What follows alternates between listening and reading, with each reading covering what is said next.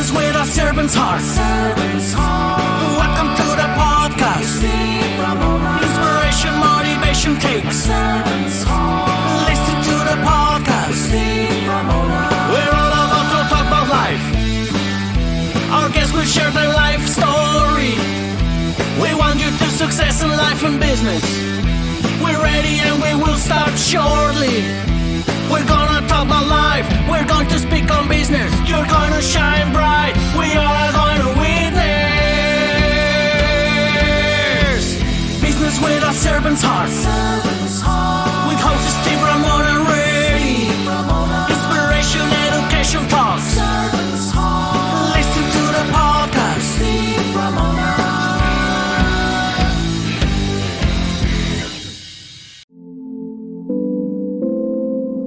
Welcome to the world of a business owner, juggling a whirlwind of responsibilities 2 to 5 years into the journey. Now, envision the transformative power of a mentor guiding you towards efficiency, fostering communication skills, and setting realistic goals. This mentor is the key molding a successful, profitable, socially conscious company. Harness the power of mentorship and let your business thrive. BrainShare Business Mentors is one of the top 10 mentoring firms in the San Francisco Bay Area. Let us help you build the business of your dreams. Select your path and get started today.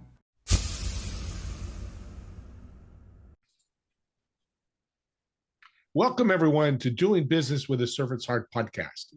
Doing business in life with a purpose. And that purpose should be serving others. And yes, you can achieve success as well. I'm your host, Steve Ramona. We created this show for you because we want everyone to be motivated, inspired, and educated to make an impact in your world, which will affect the bigger world down the road. Think about today when you listen to my incredible guest. How will you serve today? And what impact will you create from that service today? I want to thank my two sponsors, BrainShare.us, drive business, success, sustainability with BrainShare Business Mentors, where your business flourishes and your vision comes to life. Check out the link in the show notes and pitchdb.com. Be a guest on over 3 million podcasts, speak at over 11,000 conferences, and much more. Build your thought leader platform with incredible opportunities to make an impact. With that being said, impact is a big part of my life, as you see. Leadership is such a big impact, and my next guest is all about leadership. Delisa, welcome to the show. Welcome. Thank you so much, Steve. And to everyone listening, welcome to you too. I'm so glad you're all here. And I love leadership because it's the servant's heart. Tell me what you think leadership looks like when it's a servant leader. We're already getting right into it. Right into it. Right into it.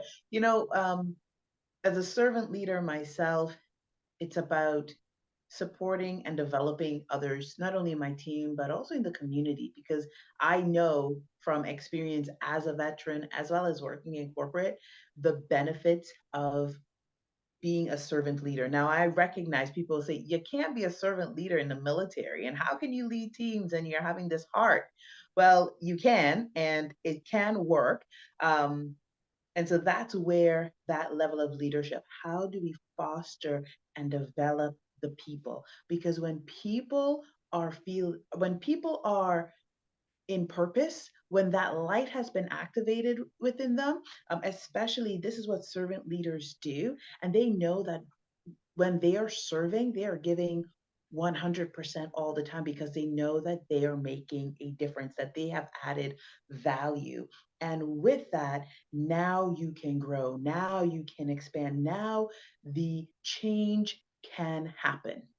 Yeah, that's great. And thank you for your service, by the way. And when you walk into the military, you're serving America. So it's funny when people say that, are you really a servant leader in the military? Yeah, you're serving your country.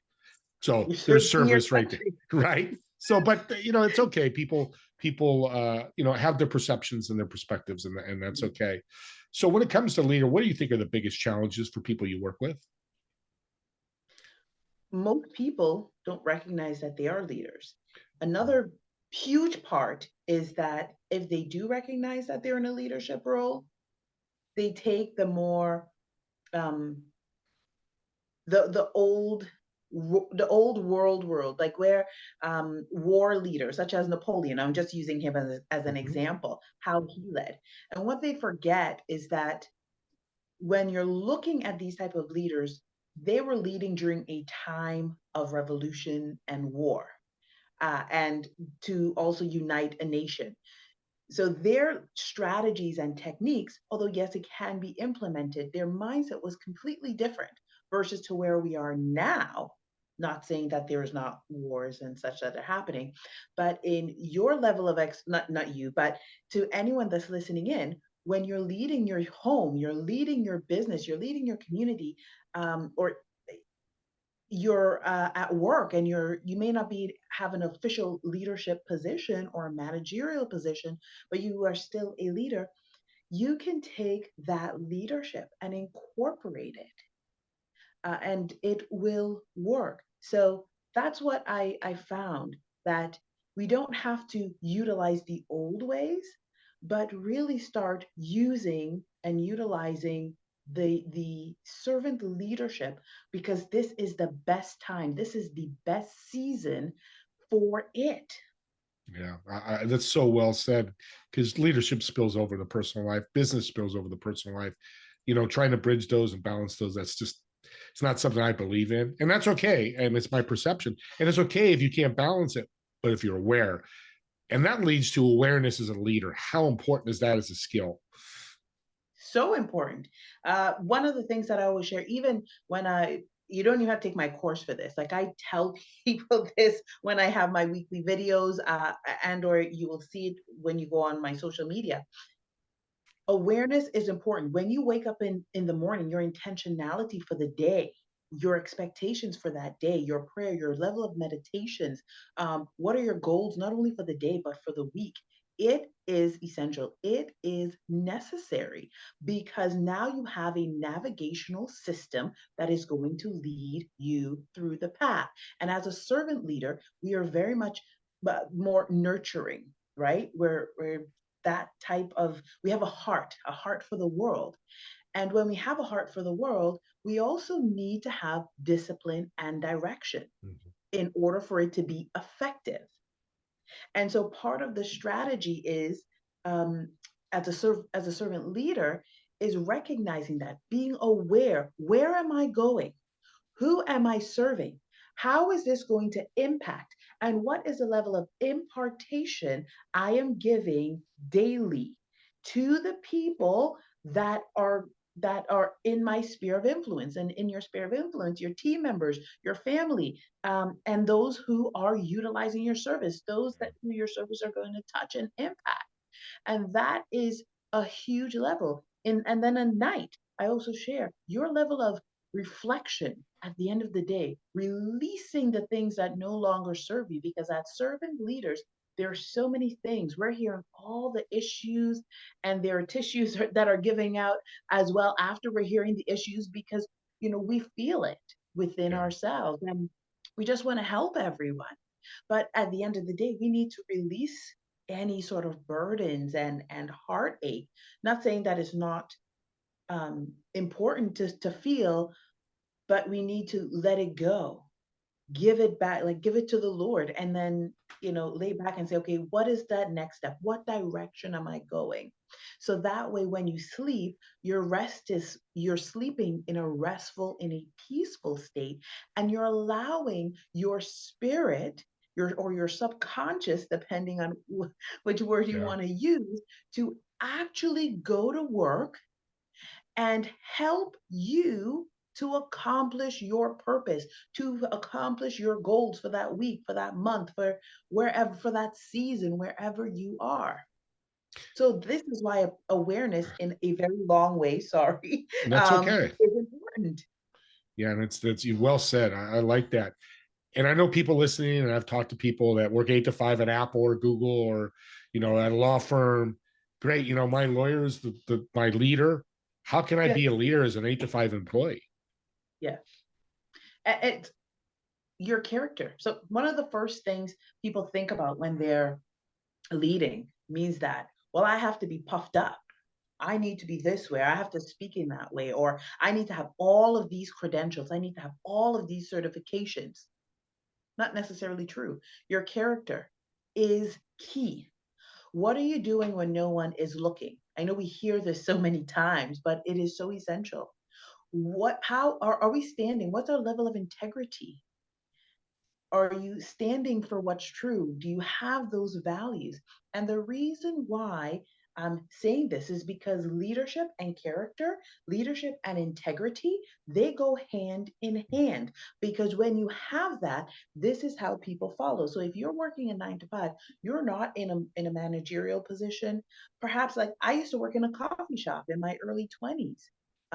And I was like, I'm just giving this example. I was like, where am I going? Like, how is this possible? I should be at a certain place in my life. How am I going to lead?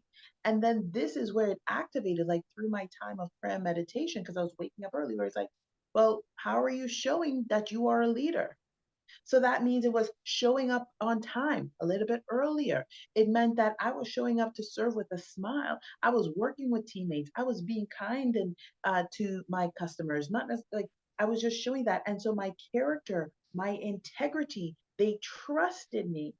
And with that, I didn't worry about, oh, do I want to be a manager? No, because eventually I left where I was because I didn't need to be there any longer. Uh, and but in saying that, I took the time to develop my leadership. So wherever you are right now in your life, either in business, in industry, take the time, see where you are, and develop yourself. What is that missing link? Are you complaining? Well, if you're complaining about something, nothing's going to change. Come up with a solution, find a solution, and start implementing it. Show others. I love it. So characteristic is your unwritten certification. I just came up with that where you're talking. It's so well said. It's not a written thing on the wall, but it's written all over your soul. And that's Yes, what you're saying, your character, how your character comes out, right? And I, 100%. yeah, and I love talking to veterans. And again, thank you for your service. But why do veterans and the ones I've talked to like you make such great leaders? What have you learned to teach leadership? You know what? You gotta learn a lot about yourself real quick. I'm not Uh, gonna real quick. You get to the so the military is not for everyone, and yeah. it's a whole other world compared to civilian life. I will just start off with that. In my time in the military, I was very young when I joined. I joined in the reserves at first, and I was fast tracked. I went through, the leadership Mm, program in my early 20s, and I was just like, I did it because I was like, you know what, I'm only doing this because I'm here for school. Like I wasn't thinking anything about leadership. I wasn't thinking any of that, but they saw something in me, and so, but who I was and my character, back to that character piece, that level of integrity, that level of trust. They, as I said, they saw something and they're like, okay, we want to put you on this course. And I said, all right, cool. And I was just like, I was going with it. Now, when I did that, it was tough for me and it was exceptionally hard because I wasn't ready, but because I had all of the unwritten things needed in leadership, I was ready and I was able to pass the course. And yes, I got support in terms of like I took extra time to learn and study and all mhm. of those things. That's why I started reading extra material from like John C. Maxwell, from Zig Ziglar, listening to them because I had to learn how to be motivated, how to be encouraged, how do I be a leader. So all of those things, all of those steps led me, and being in the military, it showed me because I was here, I have a team, I don't want to let them down. And at the end of the day, we make one mistake, it's someone's life. It sounds intense, but that's just a reality. That's what you're looking at. And so I had to do that extra work. And because I had a good relationship with the members of my team, they would even bring me books. I remember one of the first books that I got was from John C. Maxwell, the 21 Irrefutable Laws on Leadership. And that was the first book that I got. I even got The Art of War, Sun Tzu. They actually got me reading material so that, and they invested in me so that I could be the leader that they needed, if that makes any sense at all. And it comes back to my character. I didn't ask them, they shared. And so the military really helped me in those beginning stages Yeah. to find that peace. Yeah, you brought value too. That's the other thing a leader does.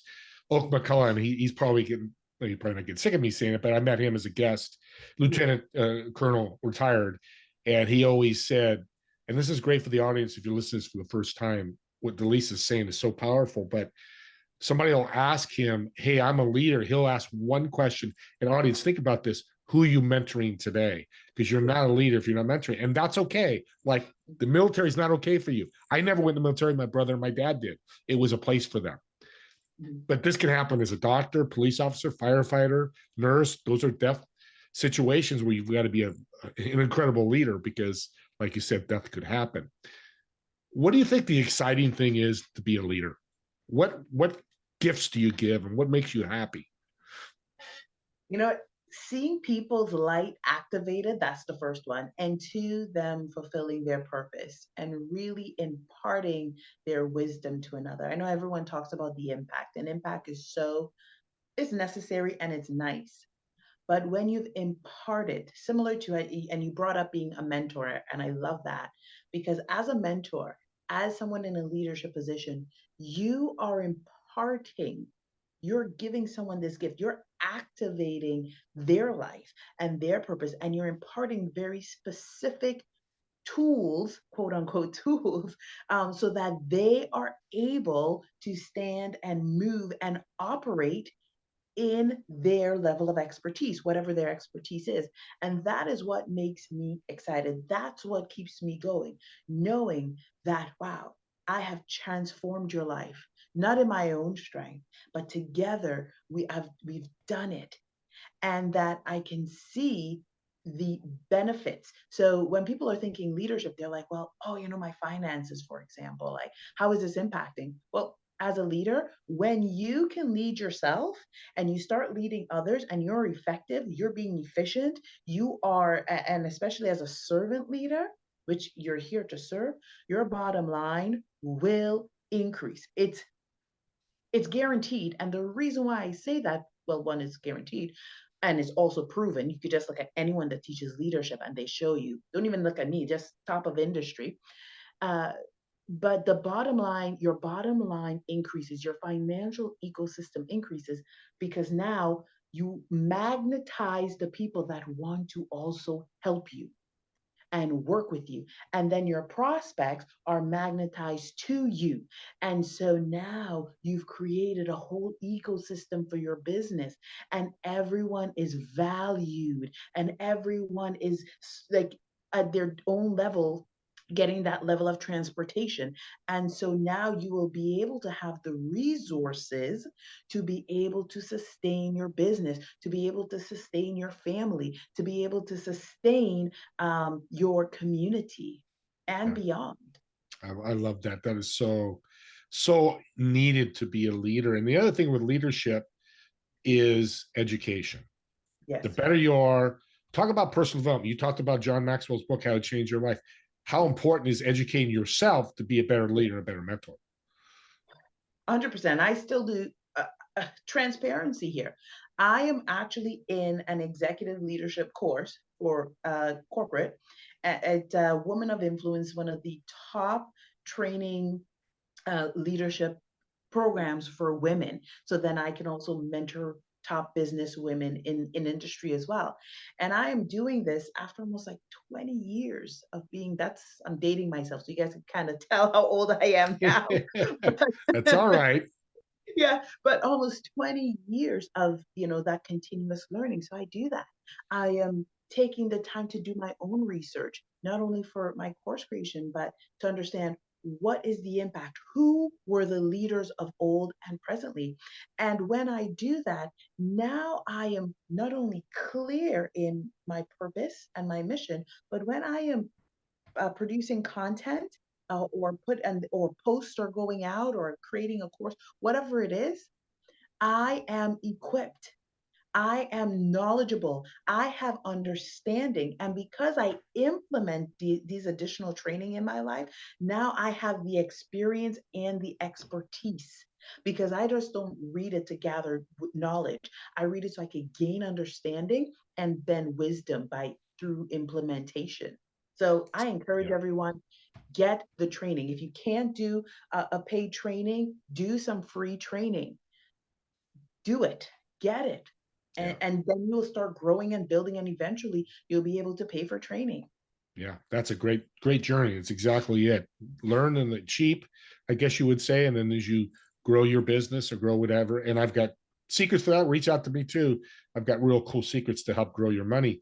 But what's interesting with education leads to action. Yes. Leadership, all that we said before this is great, but not really great until Mhm. what? Talk about action and taking action. Yeah. Well, and as I mentioned, right, I'm not just getting the education to have it. I mentioned that I actually start implementing it Yeah. into my own life, into my own business, so I can have that level of expertise. Your action is what's going to move you forward. Without action, you're just like, why did you even start this? Right? Why you even doing it? And you could just look at in your own life, right? Take that look. If you don't get up in the morning and say, "Man, this is going to be fantastic. This is what I'm going to do. This is how I'm going to serve." Guess what's going to happen? Are you going to do that? No. Nothing happens. Now, the lives that you were supposed to touch in that day or in that moment, the training that you're supposed to do in that season, in that hour, it's gone. It's past. And so, what you were supposed to do, who you were supposed to help, because you didn't do the work and you haven't taken the action, the actionable steps, then how are you best able to serve? This is the most simplest way I could explain it. So I hope it made sense what I Oh, it just said. does. No, it does make sense. And you made it really simple. And the other thing, we're getting to the end of the show here, is a leader. People think leaders are working all the time. They No, see Tony Robbins. And so, no, what do you do? I think personal life is part of that. You need to take the break so you can be, relaxed and ready to work with somebody else. So, I'd like to ask this question to leaders like you. What do you do? What's a hobby you do that you love doing? I like working out and I like being with my family. So balance is super important. Yeah. Even if you just do 30 minutes of working out, it's good. Well, one, I mean, the benefits I don't have to tell you. Just Google it, you will get it. But I also, my hobbies is reading. So I read a lot because I Yeah. love reading. And the books that I read, they vary. A lot of them is psychology, and, and other forms. I don't really read much fictionist book or Yeah. romance, anything like that. But Yeah. yeah, so I read a lot and dance. I love dance and being near water in nature. I love that. So movement of the body, movement of the mind, and of course, prayer and meditation is key movement of the spirit. Because if your spirit's not activated, and you're not putting it to work, you're just wearing yourself out unnecessarily, Yeah. in Yeah. my opinion. Yeah. No, no, I love that. And audience, I did that purposely because you can see she teaches leadership. She's got a business, but see all the great stuff she does outside her business to keep her going, keep her energy levels going, and just enjoy life because you can't work all the time. I used to be like that, work way too much. And getting married has helped that because she's kind of pulled me away, which is great. Let's, before we get to the end here, talk about your boot camp. You have this great boot camp coming up, right? Yes, yes, I do. I have a workshop at the end of April, but I do have a 3 month boot camp that's going on. It is an empowerment leadership. So it's over 3 days, and I'm talking about crafting your leadership voice. That's day two. The second one is how to implement it in your business. The first day is like figuring out who you are, what is your problem, how are we going to solve it. But in those 3 months, in that 90-day boot camp, as we go through each month of that level of transformation, you will start seeing the results as you take the action. So this is not something that you're sitting here and we're going through uh, uh, videos or reading material. You're getting one-on-one with me weekly as we discuss what you're going to be doing for the week, as well as taking these actionable steps, and then you'll be getting additional VA support. The reason why I do this is because as a leader myself, as someone who has a business, I know the importance of balancing your personal life and your business life. I recognize the value that you need and the support that you would need in the different ecosystems of your business. And when I say ecosystem, your financial ecosystem, your marketing ecosystem, your social ecosystem, as well as your services that you're doing, they're all individual ecosystems. And so when we look at that, we start seeing, okay, who is supporting you? Who have you put in these positions to lead for you? So as you're working on yourself, then now you're also working with your team members to develop their leadership skills, to activate it. And within that 90 days, your business will increase. Some of it might be financial, but on the other spectrum of it, you will start seeing your business not only using strategy to thrive, but all any holes and plugs that's in there, it's closed. Now you don't have holes and you're not using plugs like those cork plugs Yeah. from the wine bottles. Now you have a real bucket that can hold all of the life-giving service that you can share so people can come and get their cup of water when they need Yeah. it. Yeah. I love it. That's so water with hole, a bucket with holes, water is going to slip out. We don't want slippage. I love that. Well, I want to thank you for being on. You have been a blessing of a guest. I really appreciate you. Thank you. Thank you. Thank you for having me on. I enjoyed my time here today. Awesome. I love that. And to bring value to this podcast, use the forward and reverse buttons. If there's a point in this conversation that you really want to get to know, and she talked about reading books and educating yourself, well, educate yourself with the podcast. I think the platform's great because you can take 5-minute snippets and go, Delisa said this, I'm going to work on this, and make yourself accountable, whatever that may be. We'd love for you to watch the whole show, but it's not a mandatory here. If we can make a change in you with parts of this show, that's the whole idea. I say that because I really want to break down podcasting because they're so important. I love them to death. As people in my audience who've watched shows before know that. Don't forget about my TV show, Together We Serve. It's on Apple TV, Roku, and other streaming services. Fridays at 2 p.m. Pacific and 5 p.m. Eastern live. And get your swag, your hats, T-shirts. They say doing business with a servant's heart. Let's get that message out there like Delisa's doing with her coaching program. Let's share that and change the world by wearing some cool swag. And as I always say, I want to thank you for watching or listening to this incredible podcast with Delisa. And we'll see you all on the next episode of Doing Business with a Servant's Heart.